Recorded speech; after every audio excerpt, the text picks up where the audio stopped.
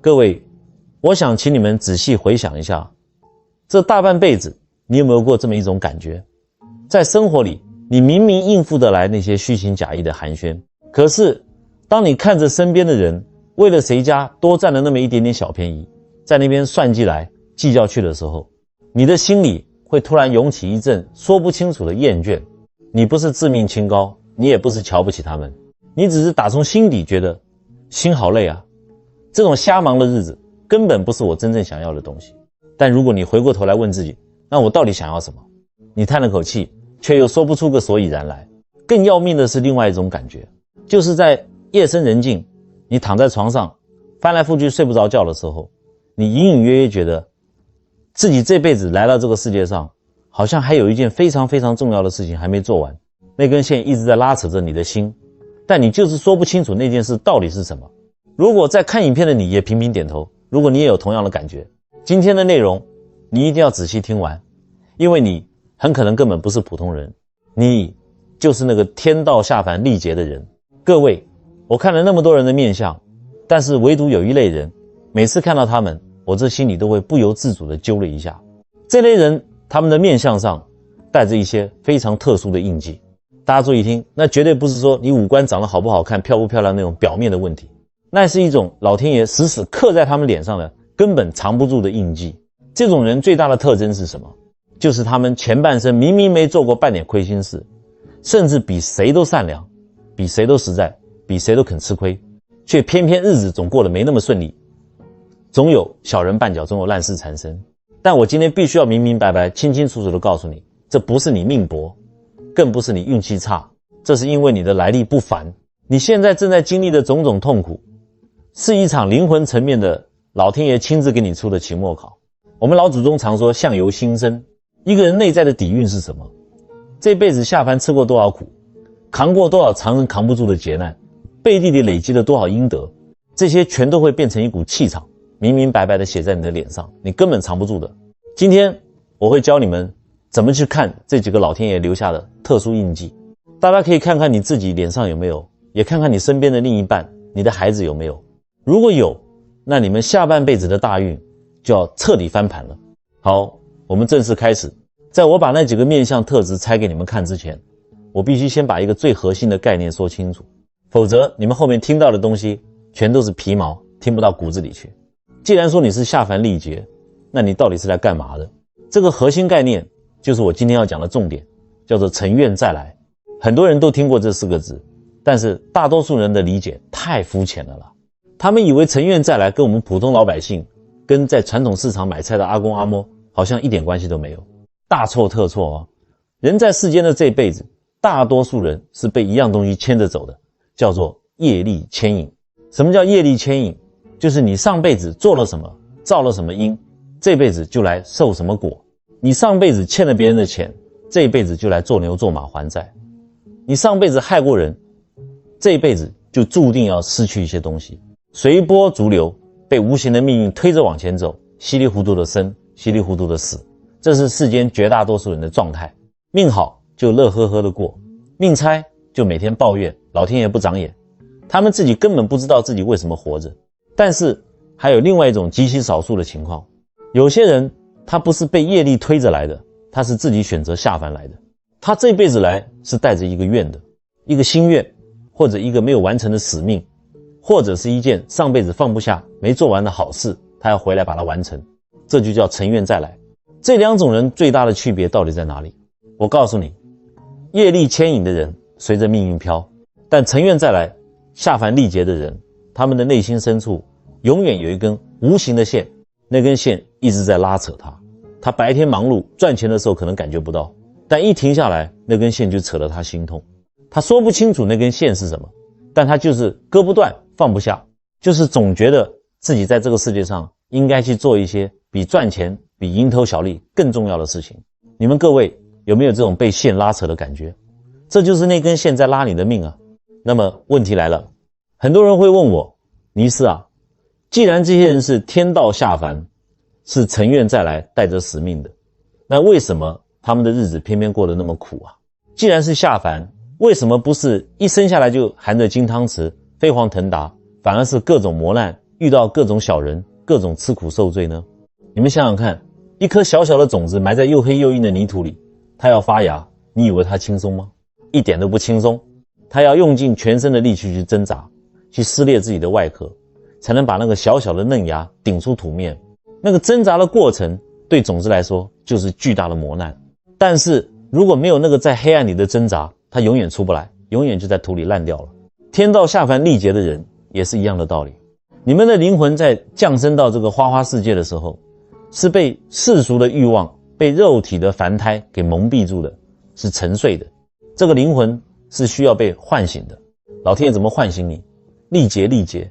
没有劫难怎么唤醒？这个唤醒的过程需要足够大的外力来敲打。普通的小灾小难，比如丢了1000块，跟邻居吵了一架，这种小苦根本唤不醒你们。老天爷必须用那种让人刻骨铭心、痛彻心扉，几乎让你喘不过气来的巨大冲击，才能把你灵魂深处那个沉睡的使命感给狠狠震醒。你们去看看身边那些老实人。我以前在诊所看过一个老太太，大概60多岁，我就叫她陈阿嬷好了。那真是个好人啊，善良的不得了。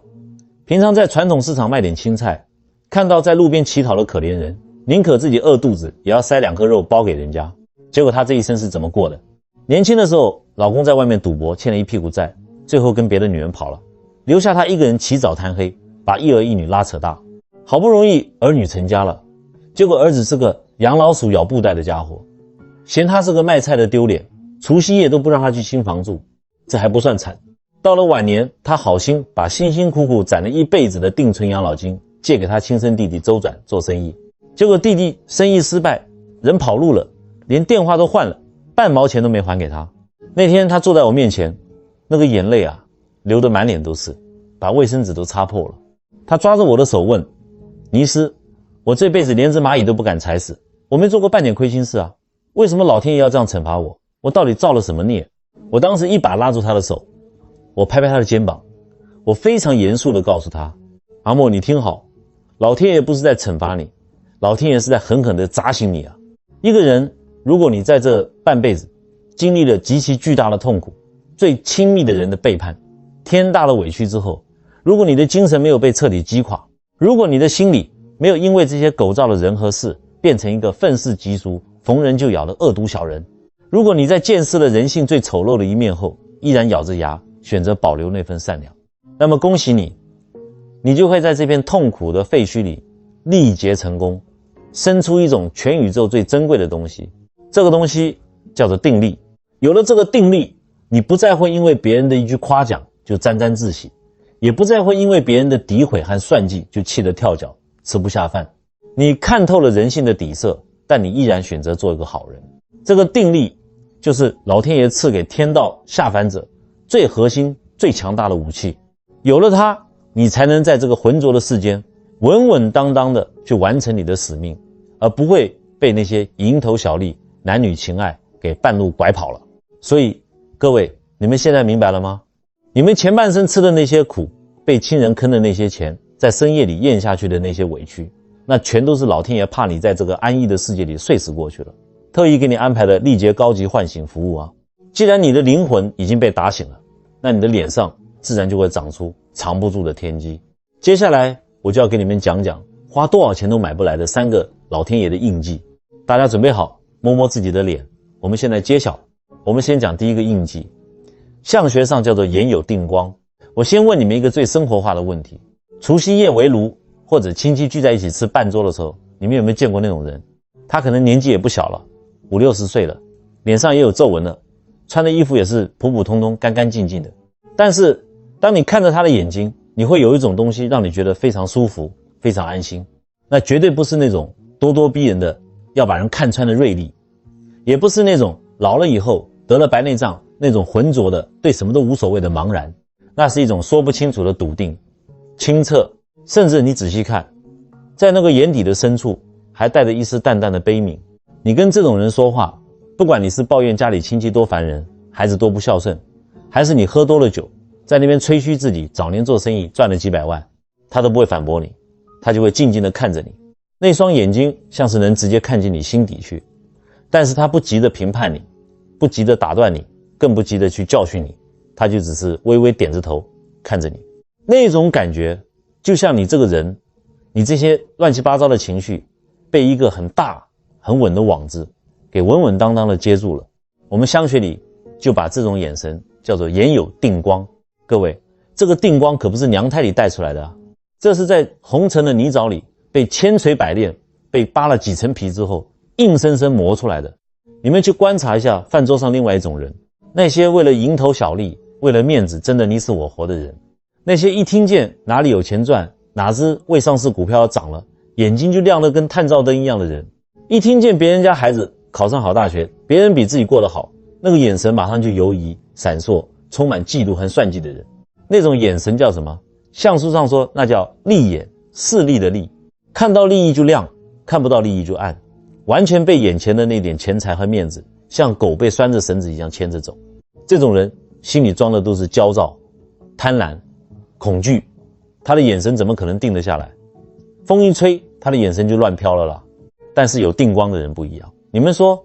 为什么他们的眼睛那么定？因为他们前半生也经历过被最信任的合伙人卷款潜逃，也经历过让人恨不得拍桌骂脏话的不公平待遇，也尝过被亲人背后捅刀子的滋味。一开始他们也痛苦啊，也流眼泪啊，也半夜睡不着觉啊。但是不知道从什么时候开始，可能是在某一次大病初愈之后，可能是在某一个突然醒来的清晨，他们对这些烂事烂人生出了一种奇怪的淡然。这不是麻木哦，不是说惹不起我躲得起那种委曲求全的冷漠，而是真正的看透了之后的放下。因为彻底看透了人性的底色，所以他们看人看事往往一眼就能看穿本质。饭桌上谁在吹牛掩饰内心的自卑，谁在强颜欢笑掩盖婚姻的不幸，他们心里跟明镜似的，但是他们看透了不说透，看穿了不拆穿，顶多就是微笑着点到为止。为什么？因为他们知道很多事你当面说穿了没有意义。人在迷局里，在贪念里的时候，你苦口婆心劝他100句，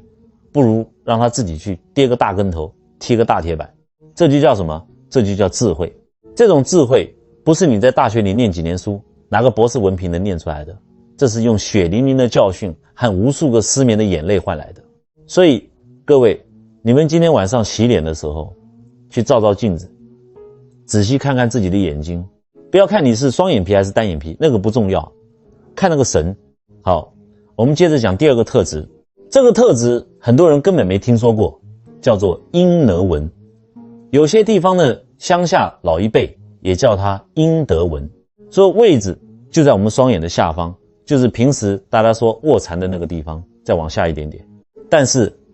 各位，我今天要在影片里非常严格的帮大家画个重点，阴间纹和你们平时熬夜打麻将搞出来的眼袋、黑眼圈有着天壤之别，你们千万不要搞混了。我以前在诊所有个大姐跑来找我，兴奋得不得了，说尼斯，你看我眼袋好大，黑黑的一圈，我是不是长阴德纹了？我是不是要发财了？我当时真想拿捣药的杵敲她的头，别闹了啦。普通的眼袋是什么？是浮肿的，是松弛的，你用手摸上去像个水袋子一样软趴趴的往下掉，颜色偏暗，那是你肾气虚、脾胃差、身体机能下降、水分代谢不掉憋出来的毛病，那是去看中医吃药调理的。黑眼圈呢，那是你天天晚上滑手机看那些没营养的八卦新闻，操心儿女还不结婚生小孩，夜夜睡不着觉熬出来的淤血，颜色是暗黑或者发青的，看着就像熊猫眼，带着一股死气沉沉的浊气。但阴沟纹完全不一样，它是细细的、平平的，绝对不是肿起来的，它就像是一层很淡很淡的网罩，或者几条平行的细纹，微微发黄，透着一种特别难以形容的温润感。你们见过那种上好的古玉没有？就像那块好玉里面透出来的内敛的光泽。你看到普通的皱纹，感觉是这个人老了、干瘪了、操劳过度了，但是你看到阴无纹，你的感觉是这个气色是活的，是温的，带着一种说不清楚的福气和慈悲。这个东西连最高明的医美整容医生都做不出来，它是从哪里来的？我再强调一遍，相由心生。一个长年累月怀着善念的人，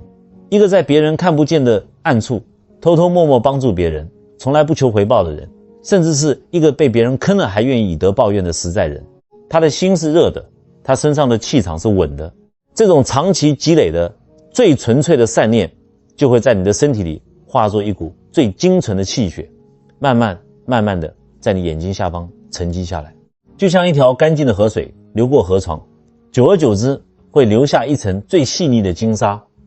那是岁月给你的最高级的馈赠。我讲个真实的故事给你们听。以前我在诊所看诊的时候，遇到过一个老先生，穿得破破烂烂的，衣服领子都洗到泛白了。老伴走得早，儿子去台北打拼，也不怎么管他。他平时就在我们那条街上捡捡纸箱，做点资源回收。但是那天他坐在我面前看病的时候，我抬头一看，我心里猛地一震。我一眼就看到他眼睛下面那块地方润泽的发光，那个阴气纹漂亮的不得了。我当时心里就有数了，这绝对不是个普通的捡破烂的阿伯。后来我跟他们同村的街坊闲聊才知道，这老人家自己每个月就拿那么点可怜的养老金，加上捡纸箱换来的几百块钱，他竟然10几年如一日，偷偷的给隔壁一个中风瘫痪的孤寡老人送饭。刮风下雨他都去帮人家擦身子换尿布，从来不到处去跟别人宣扬说我多伟大，也绝对不要人家1分钱回报。别人问他，他只说哎呀，顺手的事嘛，大家都是邻居。各位啊，相学上有句老话叫做有英文者鬼神敬重，这不是一句虚无缥缈的迷信，这是在告诉你，一个在暗处默默行善的人，他身上散发出来的那种干干净净没有半点私心的气场，本身就是一种极其强大的宇宙力量。不仅人感受得到，天上的神明，地下的鬼神通通都感受得到，通通都要给他让路。这种不求回报不炫耀的善意，是全宇宙最高浓度的正能量。这样的人前半生可能吃亏，可能捡纸箱，但你放心，只要这道纹长出来了，他们后半生绝对坏不了，他们的子孙后代绝对会有出息。阴德就是一个人在这个世界上最硬的底气，比你存折里有几千万还要硬。讲完前2个，我们来讲第3个特质，日月角宇，清气上扬。这个特质讲的不是你多有钱，讲的是一个人骨子里的傲骨和身上的气场。先说骨相里的日月角，它在哪里？就在我们额头的2侧，眉毛往上一点点的位置，左边叫日角，右边叫月角。这个位置的骨头如果是微微饱满，有那么一点点隆起的，在相学里代表这个人有贵气，有主见。但我今天不跟你们扯那些算命摊上的老掉牙套话，我要讲的重点是，长着这种骨相的人，或者说尘愿再来的人，他们身上有一种极其难得的品质，叫做有傲骨但无傲气。什么意思呢？我讲白一点，就是这种人心里有一把尺子，有一条自己死死守住绝对不退让的底线。他绝对不会为了讨好长官去拍马屁，也绝对不会为了迎合世俗的眼光去弯腰低头做那些违背良心的事。但是他的表现方式绝不是那种盛气凌人拍桌子瞪眼睛到处骂街的狂妄，那叫没教养，那叫泼妇骂街。真正的傲骨是一种内敛的不动声色的坚持。你们想想看，如果今天在一个乌烟瘴气的职场里，老板叫他去做假账，或者在一个菜市场里，旁边摊贩教他怎么把坏掉的肉掺在好肉里赚黑心钱，一般人可能会顺水推舟，想着哎呀，大家都这么干，我不干我傻啊。如果是那种有傲气没傲骨的人，可能当场就跳脚指着别人鼻子骂。但是这种有日月角的人呢，他不会跟你大吵大闹，他就是静静地看着你，淡淡地说一句对不起老板，这钱我赚不了，然后转头就走，连个背影都不留给你。你再怎么拿利益诱惑他，你拿刀架在他脖子上，他就像一块茅坑里的石头一样，又臭又硬，纹丝不动。但在平时的生活里呢，跟邻居街坊相处，去传统市场买菜遇到熟人，他又温和的像一阵微风，笑眯眯的体贴照顾每一个人，这就叫有傲骨无傲气。这种人命里天然就有一种不随波逐流的基因，所以在那些阿谀奉承的应酬酒局上，在那些婆婆妈妈勾心斗角的八卦圈子里，他往往显得格格不入，显得特别孤独。别人背地里可能还会笑他傻，骂他死脑筋，有钱都不赚。他确实走得比别人艰难，但各位，正是这份孤独的傲骨保护了他灵魂深处最干净的东西。再说他身上的气场，我相信你们肯定遇到过这种人。在吵吵闹闹的菜市场，或者在拥挤焦躁全都是消毒水味道的医院、急诊室走廊里，他可能穿的最不起眼就是一件普通的旧外套，但是他往角落里的塑胶椅上一坐，你走过去莫名其妙就会觉得心里一静，不是因为他跟你说了什么大道理，就是因为他整个人散发出来的那种清气。普通人身上多多少少带着市井的浊气、算计的浊气、焦虑的浊气，为了几百块钱斤斤计较的浊气。但尘院再来的人，他们的灵魂对天道规律有一种天然的感知力，他们安静下来的时候，周身散发的气场是清澈的，是安静的。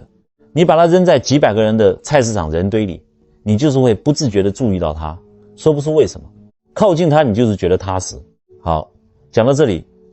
眼有定光，眼下应物闻，有傲骨自带清气，这三个印记，老天爷不要求你三个全有，只要你有其中一个或者两个，我今天就可以在这里给你吃一颗定心丸。你这辈子的后半段大运绝对差不了，老天爷在天上早给你留着一个超级大礼包呢。但是千万别高兴得太早。我前面说了，尘院再来的人，老天爷要唤醒你。既然是唤醒，就一定要经历刻骨铭心的痛。在你真正接触那个大运之前，老天爷一定会给你安排3道天劫，也就是3把冷冰冰无情的刀子，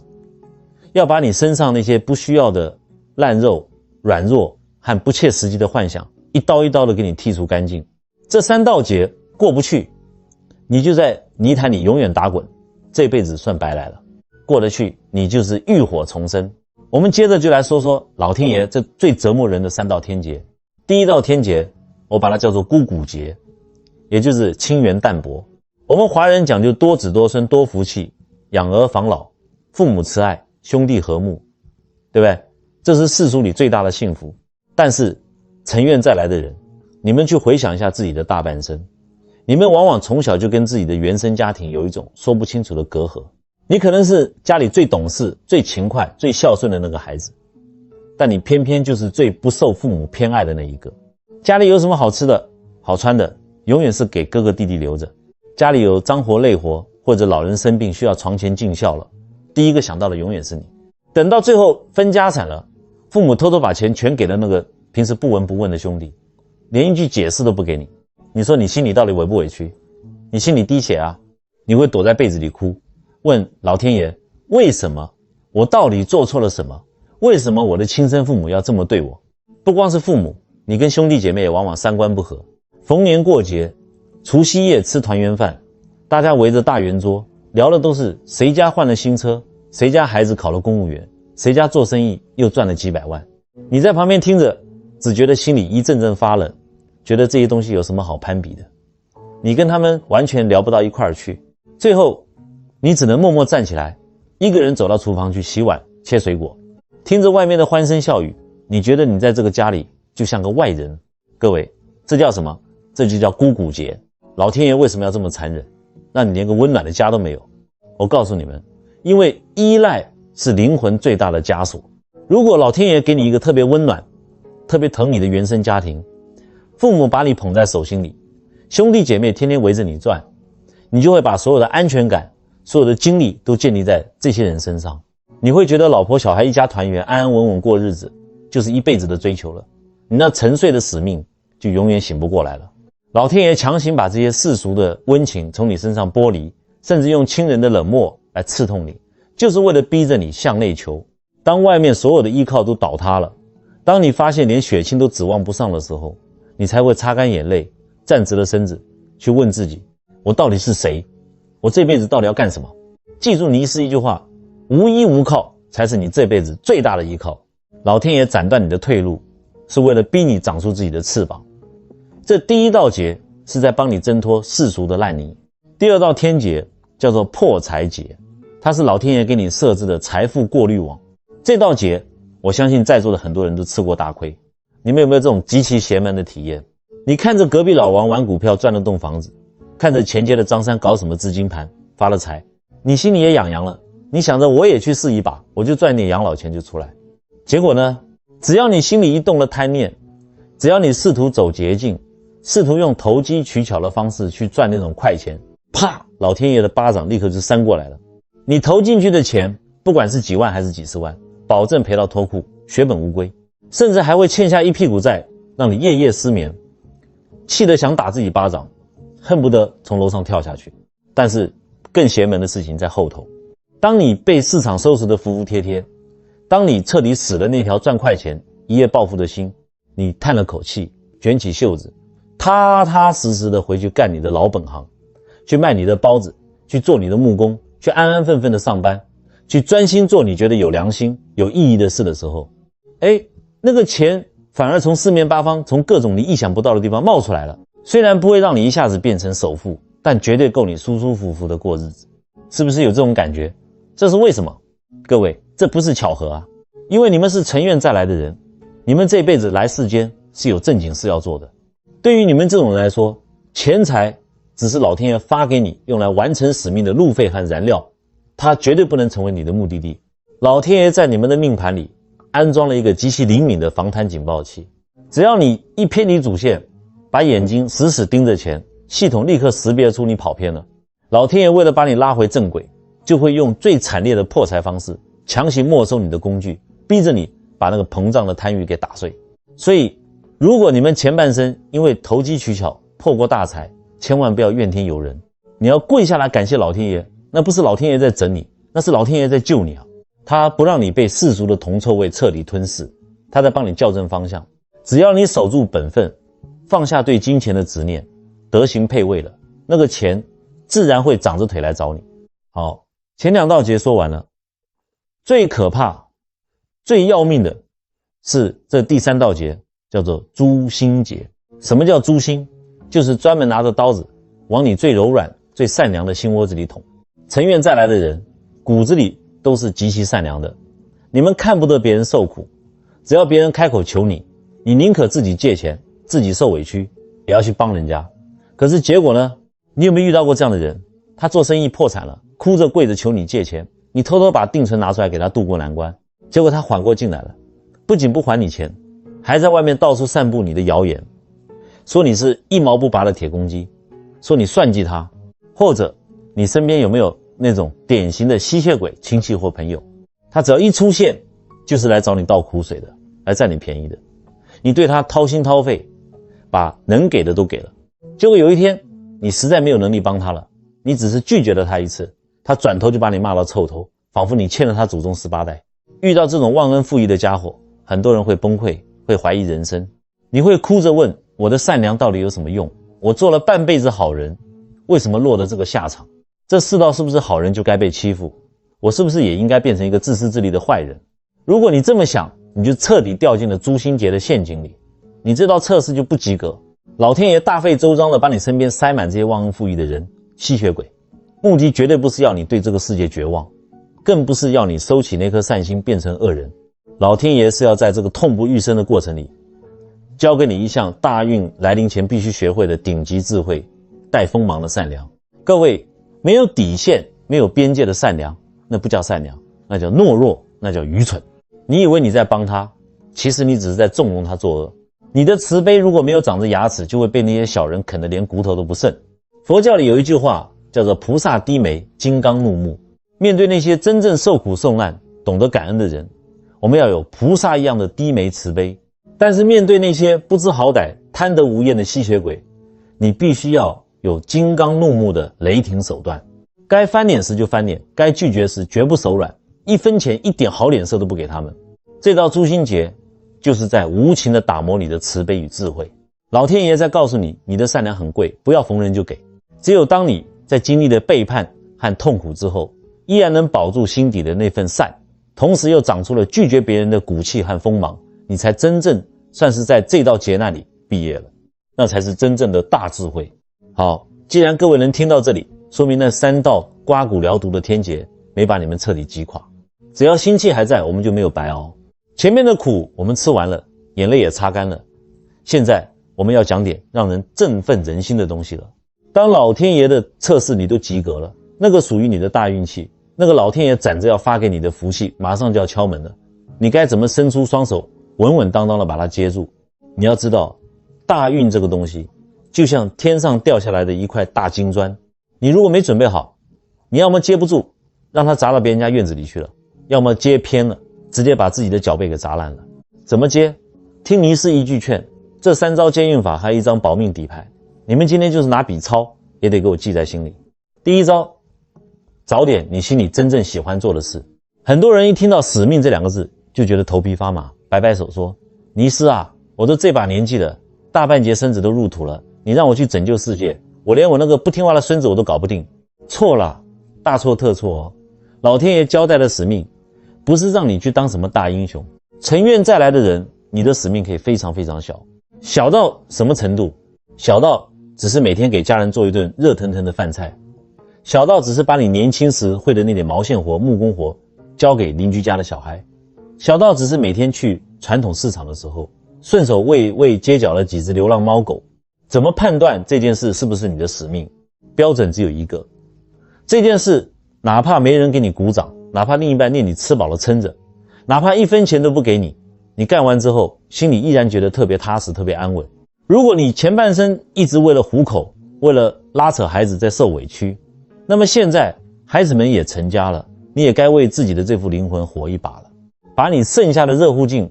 倾注到那件让你觉得心里舒坦的小事上去。当你专心致志做这件事的时候，你的精气神就聚拢了，老天爷的大运就会顺着这条道源源不断地流向你。第二招，把心收回来，别再穷操心了。我行医几十年，见过太多大半辈子拼死拼活非常能干的人，到了晚年却一身的病。为什么？因为他们把老天爷给的精气神全都耗在穷紧张和自寻烦恼上了。你们去照照镜子，问问自己，你是不是每天都在胡思乱想，纠结10几年前公司分红不公平，纠结当年在婆家受的那些闷气，又或者每天为了儿子的房贷、孙子的成绩愁得整宿睡不着觉，操心明天的事、后天的事、大后天的事。各位，你们算过一笔账没有？人上了年纪，每一天的精气神它是用一点少一点的。好，你把精神全用来后悔过去、担忧未来，你哪里还有力气去接住当下的福气？怎么治这个穷操心的毛病？不用学什么高深的打坐念经，我教你们一个最简单最接地气的方法。每天不管你多忙，给自己留出15分钟，什么都不干，不要听广播，不要看手机，不要跟身边人斗嘴，你就找个舒服的藤椅或者沙发坐着，闭上眼睛。这时候你脑子里肯定会冒出无数个念头，比如，哎呀，瓦斯炉上的水滚了，老李借我的2000块还没还。没关系，让这些念头自己来自己走，你不要去顺着想，也不要去硬憋着，你就当自己是个坐在公园看大戏的闲人，看着脑子里那些念头就像天上飘过的云彩一样，飘来了你瞅一眼，飘走了你目送它离开。慢慢的你就会发现，那些曾经让你急得直拍大腿的事情不管用了，你从那个自寻烦恼的泥坑里爬出来了，你的心静下来了，你的魂收回来了。这时候大运敲门的声音你才能真正听得见。第3招，六亲不认的清扫门庭，躲开讨债鬼。我说这话可能很多人觉得尼斯这老人家太绝情了，但是今天为了你们的后半生，我必须做个恶人。你身边打交道的这些人，不管亲疏远近，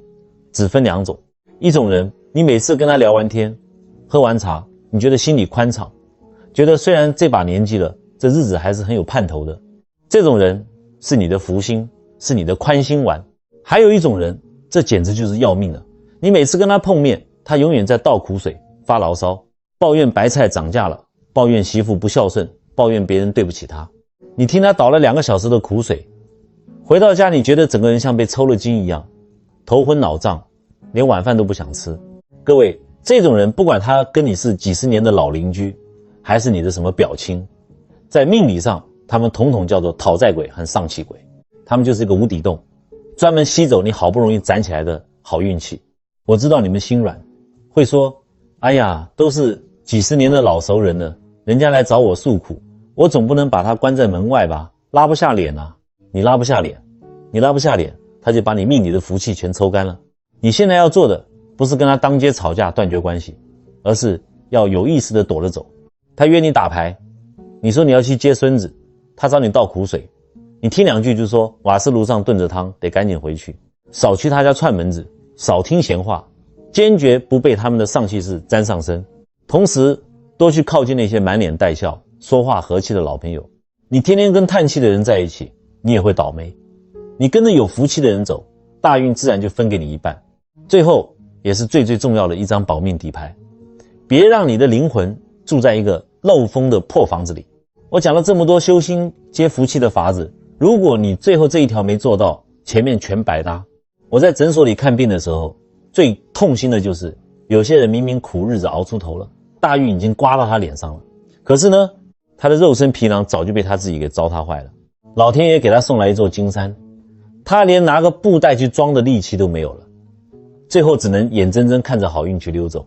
人却躺进了医院的病床上。记住，不管你灵魂多高尚，你的肉身就是你在这个世界上住的房子。房子如果四处漏风，地基都要塌了，你拿什么去承载大运？我不跟你们拽那些文言文，我就讲白话一点，